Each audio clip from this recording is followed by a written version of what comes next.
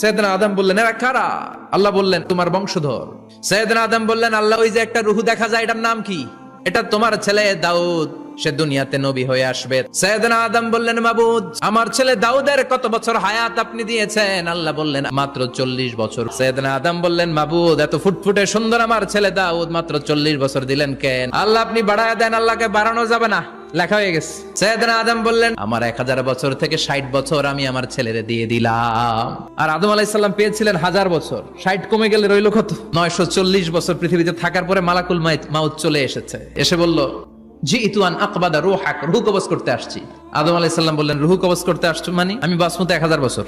মালাকুল মাউত বললেন, না না, ওই যে আগের কথা স্মরণ করেন, আপনি 60 বছর দিয়া দিয়েছিলেন। কয়, না, আমি দেই নাই। মালাকুল মাউত বলে, আল্লাহ, ঘটনা দেখেন, দিয়া কয় দেই নাই। আল্লাহ কয়, থাক, কথা কইস না, আয়া পর। ভুলে গেছেন উনি। সেদিন থেকে আল কিতাব ওয়া শুহুদ, মানে লিখে রাখার সিস্টেম আর সাক্ষীর সিস্টেম চালু হয়েছে।